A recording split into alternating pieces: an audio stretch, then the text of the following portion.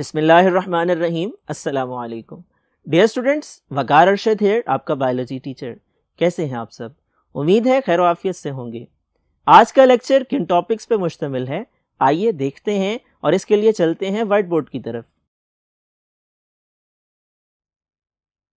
Dear students, recall your memory. Previous lecture में हम plant tissues ही को डिस्कस कर रहे थे। आज भी हमारा मौजू प्लांट टिश्यूज ही है। डियर स्टूडेंट्स, प्लांट टिश्यूज मुख्तलिफ किस्म के होते हैं। हमने डिस्कस किया सिंपल टिश्यूज को और सिंपल टिश्यूज की दो कैटेगरीज को। सिंपल टिश्यू एक ही किस्म के सेल पे मुश्तमिल होते हैं और उनकी दो मेजर डिवीजन्स हैं, मेरिस्टेमेटिक और परमानेंट टिश्यू। मेरिस्टेमेटिक टिश्यू वो होते हैं जो डिवाइड करने की सलाहियत रखते हैं और इनकी मुख्तलिफ कैटेगरीज हैं। इनको एपिकल मेरिस्टम कहा जाता है, लेटरल मेरिस्टम कहा जाता है, इंटरसेलरी मेरिस्टम कहा जाता है। एपिकल मेरिस्टम टिप्स पे पाए जाते हैं, रूट और शूट के किनारों पे पाए जाते हैं। इनकी डिवीजन से लंबाई में इजाफा होता है, इसे प्राइमरी ग्रोथ कहते हैं। लेटरल मेरिस्टम जानिबी अतराफ में दाएं बाएं पाए जाते हैं और इनकी डिवीजन से दरअसल चौड़ाई में इजाफा होता है, इसे सेकेंडरी ग्रोथ कहते हैं। फर्दर दो टाइप्स हैं लेटरल मेरिस्टम की, एक को वेस्कुलर कैम्बियम, एक को कोर कैम्बियम कहा जाता है। वेस्कुलर कैम्बियम मौजूद होती है जाइलम और फ्लोएम के दरमियान और कोर कैम्बियम आउटर साइड पर मौजूद होती है। डियर स्टूडेंट्स, इंटरसेलरी मेरिस्टम की बात की जाए तो दरअसल कुछ हर्बीवर्ड्स हैं कि जो पौधों को खाते हैं। जब वो पौधों के मुख्तलिफ पार्ट्स को खाते हैं, उन पार्ट्स की रीजनरेशन में जो मेरिस्टमेटिक टिश्यू मदद देते हैं, उन्हें इंटरसेलरी मेरिस्टम कहा जाता है। परमानेंट टिश्यू की बात की जाए, ये मेरिस्टमेटिक टिश्यू से डेवलप होते हैं और इनके अंदर डिवीजन की सलाहियत नहीं पाई जाती है। इनकी तीन कैटेगरीज हैं, एपिडर्मल टिश्यू हैं, ग्राउंड टिश्यूज हैं और सपोर्ट टिश्यू हैं। एपिडर्मल टिश्यू क्या होते हैं? ये आउटर कवरिंग बनाने वाले टिश्यू होते हैं और एपिडर्मल टिश्यू शूट के अंदर क्यूटिन रिलीज करते हैं, एवेपोरेशन से बचाते हैं। लीव्स में स्टोमेटा की सूरत में मौजूद होते हैं और ट्रांसपैरेशन में मदद देते हैं। रूट्स में रूट हेयर्स की सूरत में मौजूद होते हैं, वाटर और मिनरल्स की एब्जॉर्प्शन में मदद देते हैं। आइए फर्दर टाइप्स को देखते हैं। Ground tissue. डियर स्टूडेंट्स, ये दूसरी कैटेगरी है परमानेंट टिश्यू की और अगर हम इनके इंट्रोडक्शन की बात करें, ये ऐसे टिश्यू हैं जो कि ग्राउंड टिश्यू हैं और खास किस्म के सेल्स के मिलने से बने हैं जिन्हें हम पेरिन कायमा सेल्स का नाम देते हैं।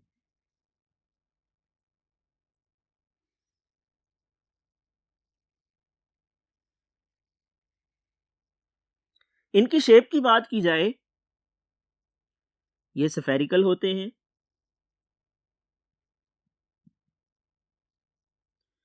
अगर हम इनके फंक्शन की बात करें तो समझ लीजिए इनका बुनियादी काम क्या है। ये दरअसल मौजूद होते हैं उन जगहों पर जहां फोटोसिंथेसिस होती है,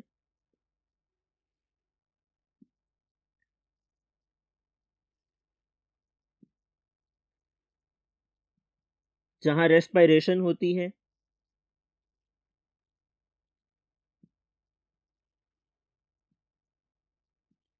इसी तरह प्रोटीन सिंथेसिस होती है।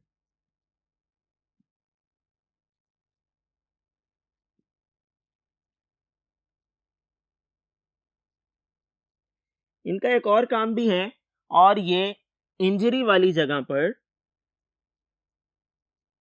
रीजनरेशन ऑफ सेल में मदद देते हैं।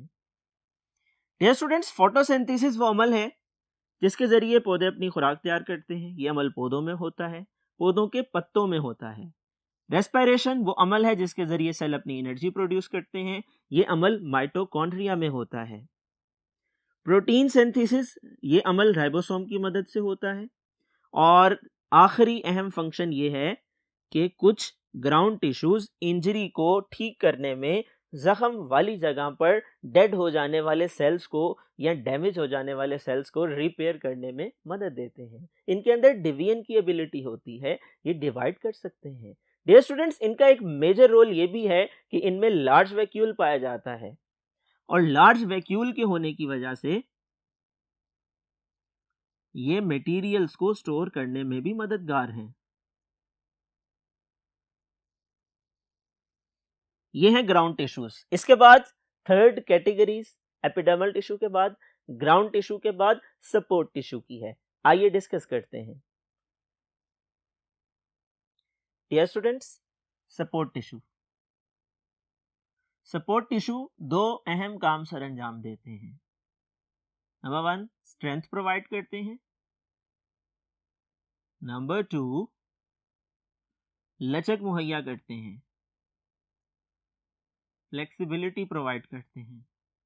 ये अहम काम है सपोर्ट टिश्यू का, ये इनका मेजर रोल है।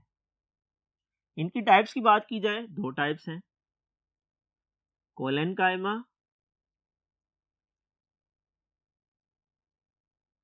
और स्क्लेरेनकाइमा।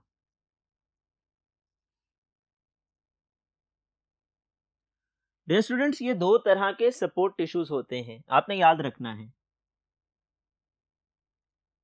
एक को कोलेनकाइमा और एक को स्क्लेरेनकाइमा कहा जाता है। कोलेनकाइमा की बात की जाए, ये कहां पाए जाते हैं? मिडरिप ऑफ लीव्स, मिडरिप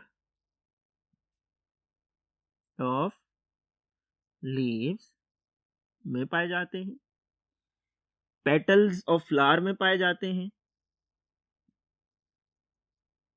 इसी तरह स्टेम में पाए जाते हैं। स्टेम में कॉर्टेक्स के अंदर एपिडर्मिस से नीचे पाए जाते हैं। डियर स्टूडेंट्स, लोकेशन के हवाले से याद रखिएगा, ये उन पौधों में पाए जाते हैं जो नरम तने रखने वाले हैं, इन्हें हम हर्बिशियस प्लांट्स कहते हैं।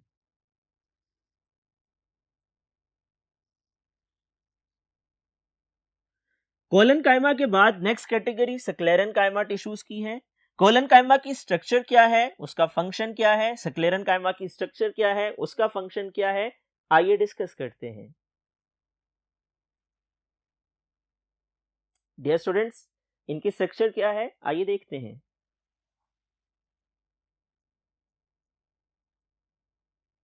नंबर 1, इनकी प्राइमरी वॉल अनइवनली थिक होती है। नंबर 2, एलोंगेटेड होते हैं।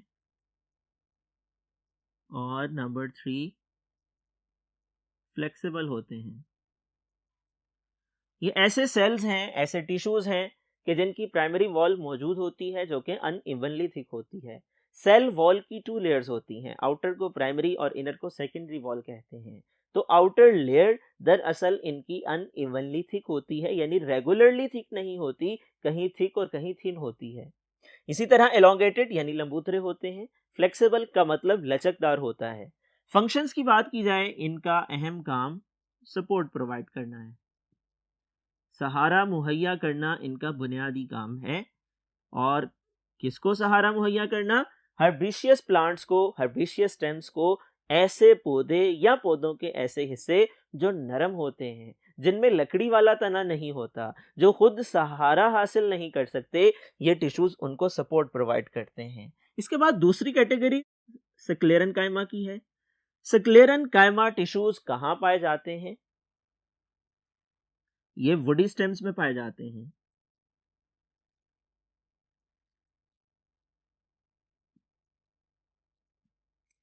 यानी ऐसे लकड़ी के तने जो कि सख्त होते हैं, हार्ड होते हैं, जो कि सपोर्ट के लिए कोलेनकाइमा टिश्यूज के मोहताज नहीं होते हैं।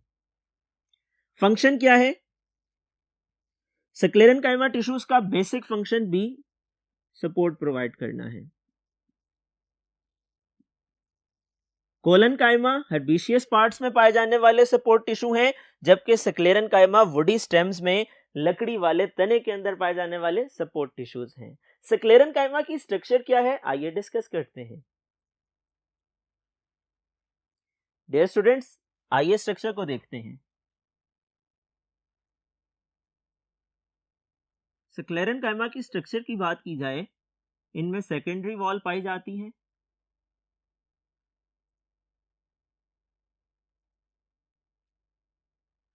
प्लांट्स के सेल की आउटर कवरिंग को सेल वॉल कहते हैं, और सेल वॉल की आउटर लेयर प्राइमरी वॉल कहलाती है, सेलुलोज की बनी होती है। सेकेंडरी वॉल अंदर वाली वॉल को कहते हैं, वो लिग्निन की बनी होती है।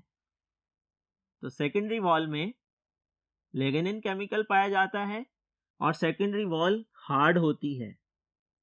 इसको बनाने वाले ज्यादातर सेल्स डेड होते हैं।